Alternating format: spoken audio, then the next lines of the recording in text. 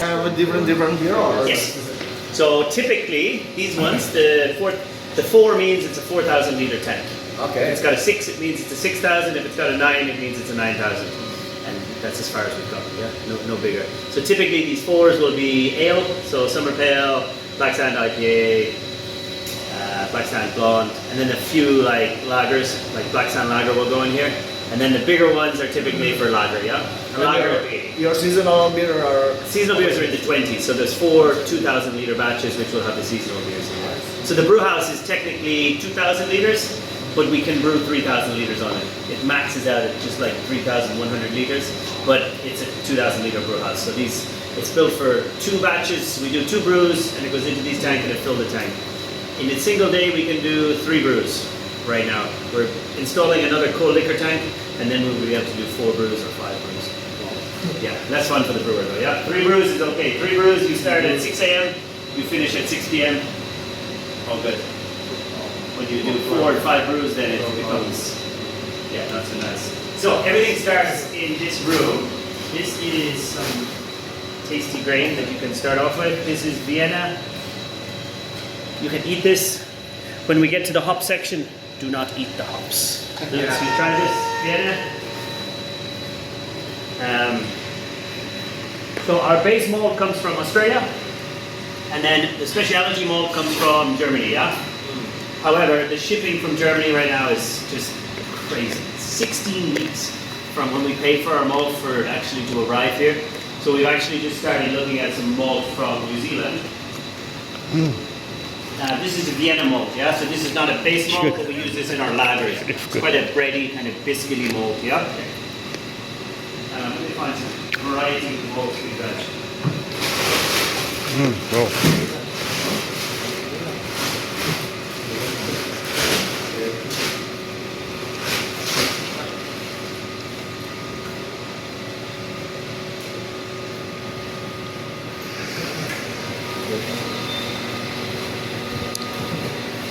If you don't want it, you can just throw it back in the bag.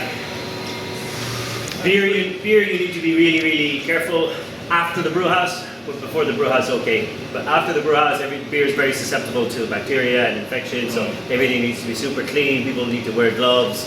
All the tanks need to be really, really well cleaned. But before that, it doesn't matter as much. Yeah, this is going to be heated up and boiled. So this is slightly roastier grain. This is a toffee malt from New Zealand.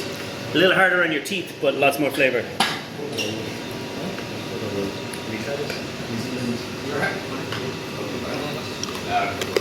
Very snacky, yeah? You can put this on a bar and people will have it like just chew away on it, yeah? Wow. I feel like I want to have this on to watch Netflix, man. A little hard on the teeth, I think it'll be a little bit softer, but yeah, it's good. Harder. So the malt itself, like this, It looks tasty. is not a lot of use for us, yeah? What we actually want is we want the... That's a crystal, I can't even open it.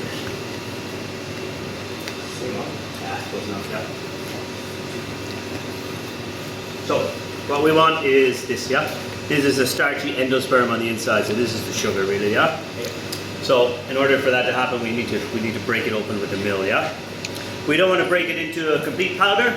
If you break it into complete powder, you get 100% efficiency, but when you get to the brew house, you have fucking disaster, yeah? It takes like 12 hours to do 1 brew, yeah? If you do this too much, if you mill it too much, so we mill it through twice. The first one we separate it very, very loosely, and then the second one we fine tune it a little bit. So we want to leave behind like a little bit of solidity here, a little bit of the husk, so that we can filter through it in the brew house.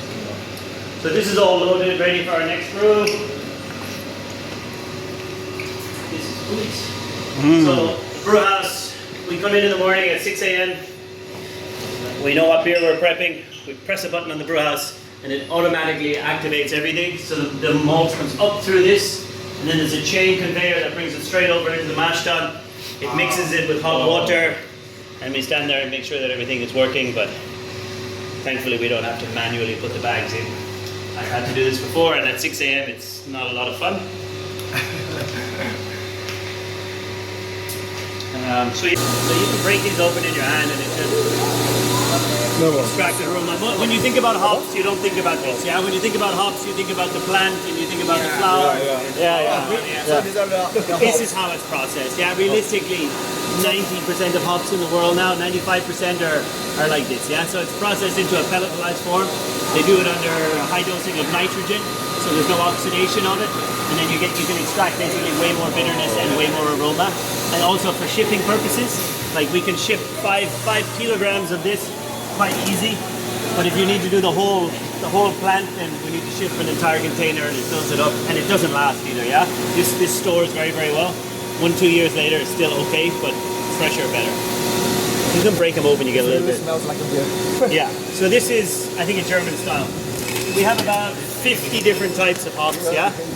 The hops we import from the United States, from Yakima Chief. Yakima.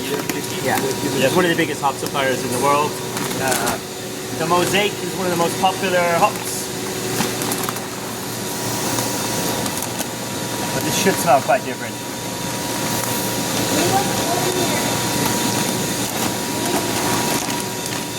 You can even see the color. The first one is, I think, a traditional Germany style by the looks of it. This is American. This is for this is dry hop, IPA.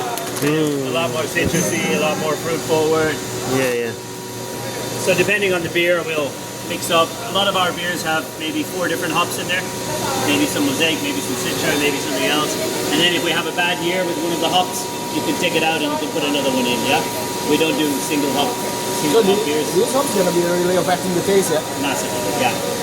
And not just affecting the taste, but when you add them in the brew house, completely changes the beer, yeah? So if you add this in the beginning, it gives you bitterness. If you add it in the middle of the boil, it gives you like some bitterness, some aroma. And if you add at the end of the boil, it will give you pretty much just aroma, yeah? So for the hazy IPA, it's like a hazy beer that we do. Pretty much every hazy IPA that you try in the market. Hazy yesterday? Yeah. So with the big hazy, we add no hops in the kettle. 0 hops in the kettle. We add all the hops in the whirlpool. So the whirlpool, we can cool down the wort to 75 degrees Celsius, and then we add a shitload of hops in there, and we spin it. And the advantages of adding it in the whirlpool and cooling down the wort is that we don't get any isomerization of alpha acids, which is basically bitterness, yeah? So if you add them at the end, the 0 minutes, you still get like a little bit of bitterness, but mostly aroma. If you add them in the whirlpool at 75 degrees Celsius, you get no bitterness and just aroma, yeah? So, which hops you are using? You use this one for the big hazy? For the big hazy, we use Cryo Pop, predominantly Cryo Pop, Citra, Mosaic. There's another there's 5 hops in this also, and then the active dry hop on the big hazy is Sabro Simple. So we add hops in the brew house and we also add them in the cellar, yeah? So after you do the brew, you transfer the beer into the tank, you add the yeast, you wait for the fermentation to finish, and then you normally do a dry hop if it's a hoppy style beer. So IPA, Pale Ale, hazy will always have a dry hop in the cellar, yeah? Sometimes 2, sometimes 3, to give you more aroma, yeah? So this is hops, we've done the malt. The yeast we also import directly from America. It's from White Labs. Yeast you can use up to 8 times or 10 times, yeah? If you keep it healthy and good, yeah? We put quite a bit of money into our lab because if you're using a yeast 10 times, you need to make sure that the yeast you're using is clean, not infected, or else you have 10 beers that have a problem, not 1 beer that have a problem, yeah? We heat it up to 78 degrees Celsius and we denature all the enzymes, and then we transfer it into the lauter tun. The lauter tun is basically a separation. That means we get back to the So the mash tun is diluting, yeah? So what we quite often do is we will put our beer at a higher gravity, and then we'll kind of back with a little bit of water.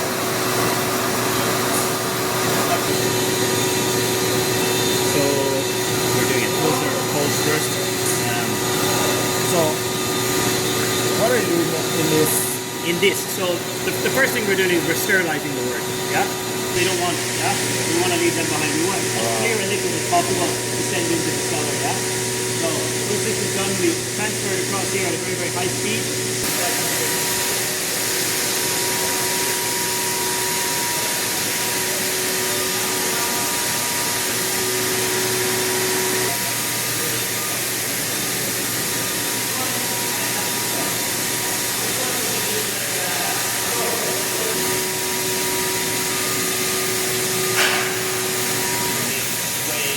Yeah, it's more consistent. Yeah. Now the beer finishes exactly the same quality. So we will still check in the morning to make sure that the yeast is like at least 80 to 90% alive. Because this does not. This, yeah. So you still get the fermentation of beer, but it's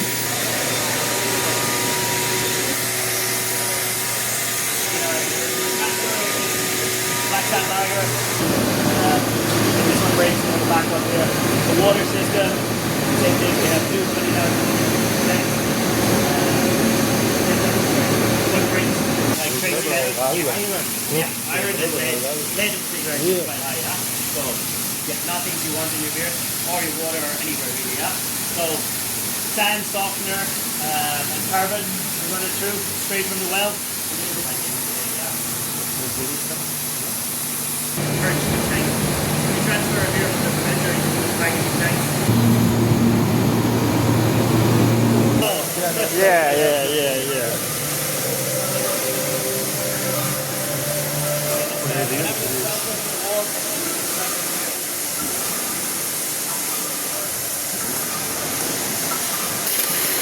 So brewery, if you don't like something, absolutely no problem to throw it down the drain and put it in the bin, yeah? We don't have a problem with that.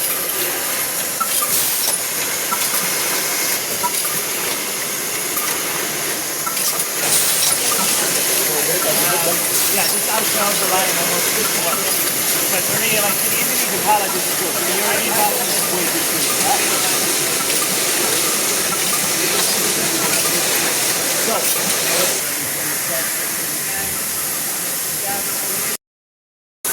So the most important thing when you're filling beer is that you have some foam. For seltzer it doesn't matter so much, but when we're filling the beer, you will always have like a high level of foam here, so that when the lid goes down, it hits the foam, disperses any other oxygen that's in the top of the beer. So our oxygen levels, it's kind of hard to go with how low they are, but they're somewhere between 30 and 80 parts per billion on this machine. 10, 15 years ago, people measured in millions. So we've come a really, really long way with the quality of beer. So we have a machine that we can hook up to the tanks. It tells us the carbonation, so the fizziness of the beer, and it tells us the oxygen level of the beer. If it's above a certain level, we just won't have it.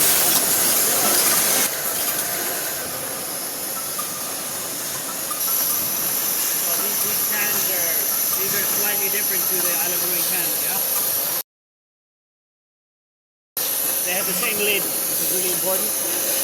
So it means we don't have to change the steamer. The steamer is probably the most complicated part of this because it does the CO2, it does the oxygen. So like before we transfer a beer, we hook this up and we check the oxygen level on it.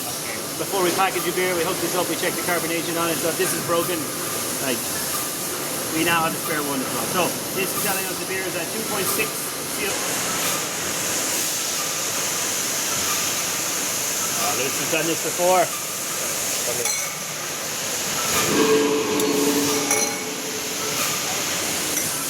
So this is about as fresh a beer as you can get. Yeah, it's transferred like 20 minutes ago, 30 minutes ago. It's literally fresh.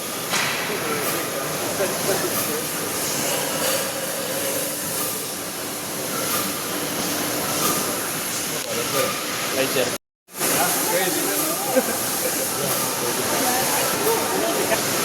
Ini buat tutup botol. It's a fill level. Naik ke atas tuh. If the bottle is a low fill, it will push it out to you. It does not detect labels. Yeah, it doesn't detect labels. But I'm like, yeah, it's moving slowly to get the labels. I think we can create our own label detector for like 2 or 3,000. How do you rate it too low or too high? What is you gonna do with that? The low ones I drink it. Yeah. Sometimes it's like maybe too much foam. This is where the packaging starts. So the boxes come in here. They get loaded in here automatically. Glue to the bottom of the box. The box is now formed. It's glued and it gets unpacked from here.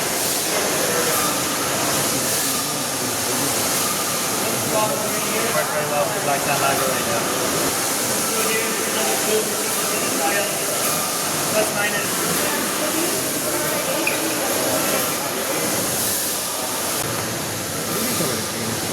Ya,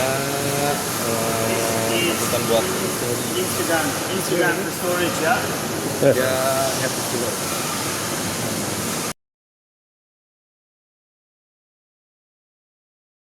now we have like at least a week or 2 weeks worth of stock, which is nice. It gives us a little bit more flexibility in the brewery.